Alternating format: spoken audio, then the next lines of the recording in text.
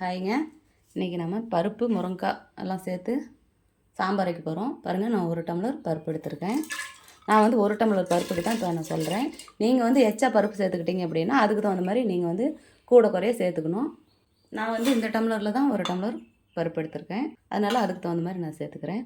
பூண்டு சேர்த்துக்கலாம், 4 சின்ன வெங்காயம் சேர்த்துக்கலாம், கொஞ்சமாக ஜீரகம் மிளகு அதிலே சேர்த்துக்கலாம், கொஞ்சம் மஞ்சள் சேர்த்துக்கலாம், நெய் கொஞ்சமாக சேர்த்துக்கலாம், 3 பச்சை மிளகா சேர்த்துக்கலாம், கூட கொஞ்சம் கருவேப்பிலை சேர்த்துக்கலாம். ஒரு விசில் வந்தால் போதும், எச்சா வேண்டாம்.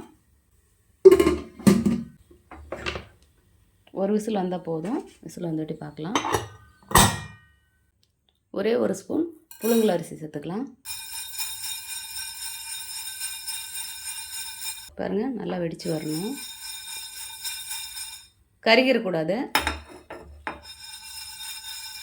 பாருங்கள், இப்போ மாற்றிக்கலாம்.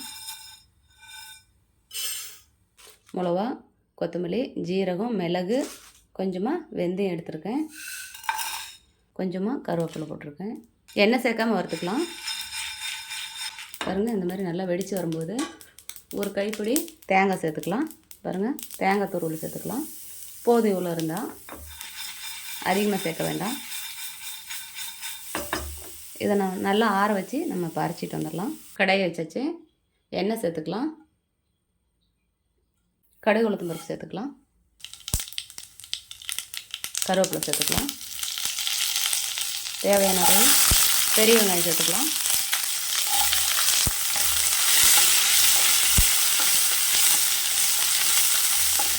இது கூட பெருங்காயத்தூள் சேர்த்துக்கலாம்,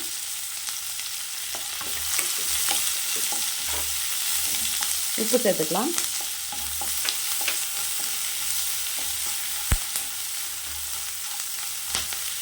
நான் 2 தக்காளி கட் பண்ணி வச்சுருக்கிறேன், 2 தக்காளி சேர்த்துக்கலாம்.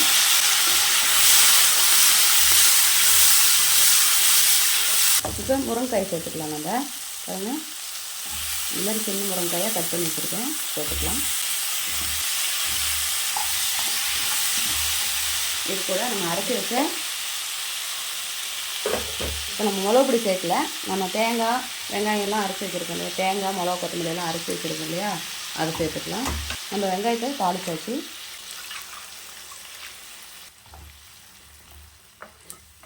நம்ம புளி வந்து அப்புறமா சேர்த்துக்கலாம், இப்போ சேர்க்கக்கூடாது. இப்போ சேர்த்தா முருங்கைக்காய் வந்து வேகாது, அதனால் அப்புறம் சேர்த்துக்கலாம்.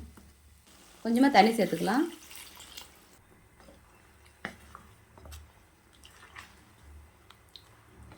நல்லா இந்த முருங்கைக்காய் ஒரு 10 நிமிஷம் நல்லா வேகட்டும். பருப்பு கடைஞ்சி இதில் எடுத்து ஊற்றிக்கலாம். நம்ம இன்னும் புளி சேர்க்கல, நல்லா இதெல்லாம் வேகட்டும். இது கூடயே நம்ம வந்து கத்திரிக்காய் வேணால் ஒரு 2 கத்திரிக்காய் சேர்த்துக்கலாம், மாங்காய் ஒரு பீஸ் சேர்த்துக்கலாம், ரொம்ப சூப்பராக இருக்கும். ஆனால் நான் எதுவும் சேர்க்கலை, நான் கத்திரிக்காயும் சேர்க்கல, மாங்காயும் சேர்க்கல. நீங்கள் இந்த அரைச்சி வச்ச மாதிரி நம்ம அரைச்சி விட்டு செய்கிற மாதிரி நீங்கள் மாங்காய் சேர்த்துக்கிட்டிங்கன்னா சூப்பராக இருக்கும். அந்த மாதிரி ட்ரை பண்ணி பாருங்கள். பாருங்கள், புளி இந்த அளவுக்கு லெமன் சைஸ் எடுத்துருக்கேன். இதை நல்லா நம்ம கழுவிட்டு ஊற வச்சு கரைச்சிட்டு வந்துடலாம். புளிக்கரைசல் சேர்த்துக்கலாம்.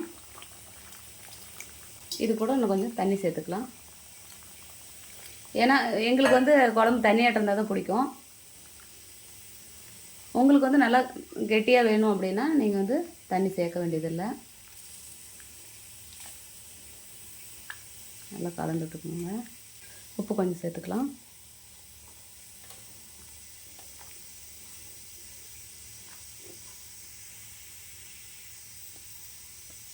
பாருங்கள், முருங்கை இப்படி வெந்த வடி தான் நம்ம புளி சேர்க்கணும், அப்போ தான் நல்லாயிருக்கும். பச்சை வெங்காயம் ஒரு 4 போட்டுக்கலாம். மிளகா கொத்தமல்லி நல்லா ஜீரகம் மிளகெல்லாம் அரைச்சி வச்ச பருப்பு முருங்கை குழம்பு ரெடி ஆயிடுச்சு. இதே மாதிரி நீங்களும் உங்கள் வீட்டில் செஞ்சு பாருங்கள். செஞ்சு பார்த்துட்டு எப்படி இருக்குன்னு எனக்கு ஒரு கமெண்ட் பண்ணுங்கள், லைக் பண்ணுங்கள், ஷேர் பண்ணுங்கள், ஒரு சப்ஸ்கிரைப் பண்ணிக்கோங்க. இந்த மாதிரி நல்லா கொத்தமல்லி தழை தூவணுன்னா நல்லா மணமாக சூப்பராக இருக்கும்.